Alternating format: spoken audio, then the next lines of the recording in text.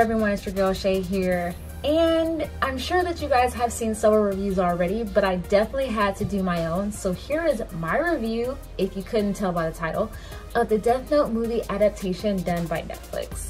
Many people were actually very upset about when this live action movie was announced, and also were upset about who would be playing, well, all the characters in this actual movie, the change in location, and also the change in names. I mean, Light Yagami was changed to Light Turner, Misa was changed to Mia, and the location changed from Japan to Seattle, of all places. Light was portrayed by Nat Wolff, who was also in the movie Paper Towns, based off the book by John Green. Elle was portrayed by Lakeith Stanfield. Mia was portrayed by Margaret Qualley. Watari was portrayed by Paul Nakayuchi. And William Dafoe and Jason Lyles portrayed Ryuk. Now, before you guys hate me for saying this, I'm going to be completely honest. I tried to watch this adaptation from the realm of someone who had never seen Death Note before. I've seen Death Note, I've seen the anime, and I've also watched the live actions that were produced from Japan. And those live actions actually, to me, weren't that bad. But when watching this one, I was like, I'm gonna take a step back and not watch this from the realm of someone who has seen Death Note before, so that I'm not criticizing every little thing about it. And I'll be honest, Netflix portrayal when watching from that point of view honestly wasn't that bad. It was very suspenseful, it had twists and turns, it had the shock factor that was very much there, and I thoroughly kind of enjoyed it. It wasn't that bad when you're watching it from that point of view. It's like you're watching any other dramatized movie or series or horror film. But granted, since I've seen this, I had to look at it from a very critical eye, and I'll be completely honest, it was kind of bad. It wasn't so much bad as far as with the things they started to do with it. It was just a more of a questioning of why they chose to do some of the things that they did. For example, when you saw Light Turner, he literally was very emotional. He had a whole change in dynamic when it came to his family structure. I mean, in the anime, of course, he had his mom, his dad, and his little sister, but in the movie, it was just him and his dad, and he was this emotional, very emo teenager after the loss of his mom, which, granted, would probably drive anyone nuts or anybody crazy. Then you had Mia, who pretty much was like this cheerleader kind of a girl, but then she was kind of also emo as well. It was very, very weird. Then you had, well, Light's dad, who was kind of like very unemotional. It was just a strange movie to watch. But not only that, but one of the things that I know for myself that I really, really liked about Light as a character in the anime was just how calculating and how smart he was with the things that he wanted to do with the Death Note when he got it, and when he found out what it could do.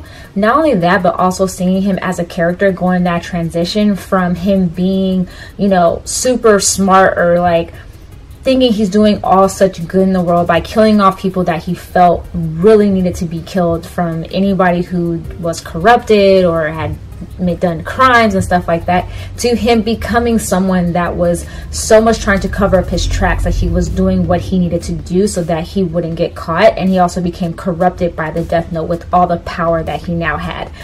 While in the Netflix adaptation, you didn't really see that. You kind of saw him becoming this crazy lovesick teenager throughout the entire show. The crazy thing about it is that it seems like the personalities between Light in the anime and Light in the adaptation in a live action movie, and you saw Misa in the anime and Misa in the adaptation, personalities switched. I mean, Mia in the movie was totally calculating and played Light from beginning to end in this actual movie. She was actually very smart, and she wanted to do whatever she could so that they would not get caught. She was the more calculating one. She was the one very smart, and she was actually the one that was the most cutthroat in this entire series. So that was one of the things where I was like, it was kind of a fresh take on it. I'll be completely honest. It was kind of cool to see the girl not be that lovesick kind of teenager throughout the entire film, and also to see her calculating, but it was also one of those why kind of moments. Now, when it came to the portrayal of Elle in the movie, I actually enjoyed Lakeith Stanfield's version of L, because he had a lot of it down, from the posture he had of L, of eating of L, and eating all the sweets, and how much he depended on Watari. It was definitely there, and I thoroughly enjoyed it. But there was moments where there was another YouTuber who also commented on this, which was actually the Anime Man, who actually said there were moments though where he lost it and he became very emotional. And I noticed that too throughout the film, that in the moments where Watari was gone, he was lost. And I was like, well, it was interesting to watch once again, as someone trying to get from the eyes of someone who had never seen Death Note. But as someone who's seen it, I was like, L does not lose his composure like this.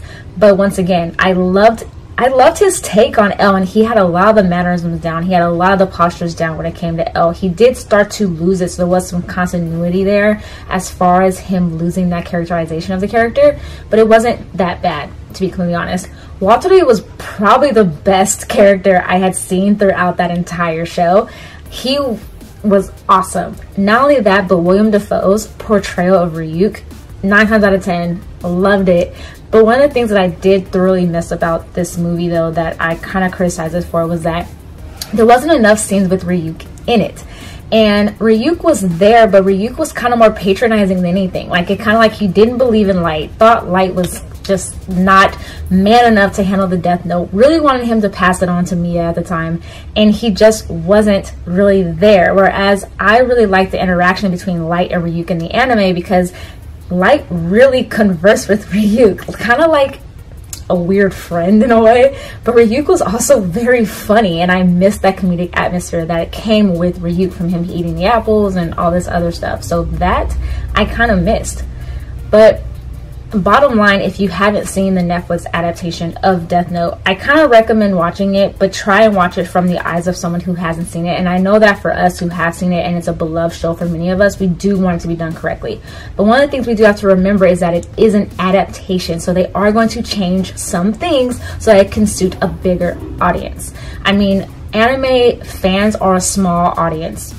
We have very strong opinions, but we are a small audience. Now, if they wanted to make it bigger, of course they're going to make it so that other people can watch it who have not seen the original source material.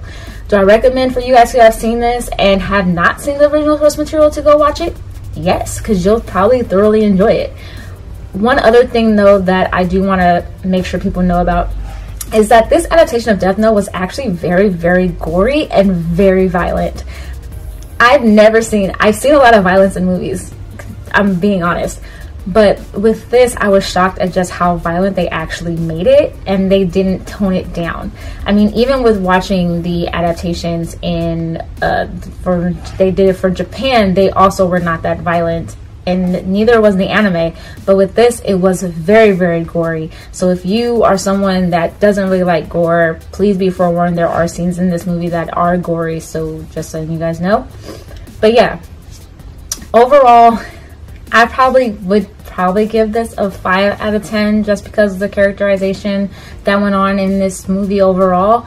As someone who's a fan of the show, as someone watching it from someone who was not like trying to watch it as someone who had never seen it before, I probably would give it like maybe a 7, I guess, if you know, just based off of the fact of the things that they changed that I found that were kind of interesting. But that's pretty much it, you know. I'm not gonna say it was horrible. I've seen worse live actions when it comes to animes, Attack on Titan, but it definitely wasn't the best. But yeah, definitely you guys take a look, watch it if you haven't already. If you don't want to watch it, don't watch it. Perfectly fine.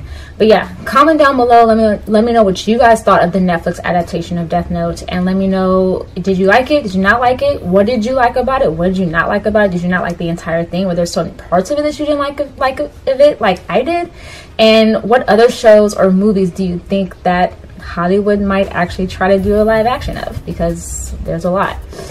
And like always, I'll leave links down below to all my social media. Give this video a thumbs up if you haven't already, and subscribe as well. And I will talk to you guys soon. And bye.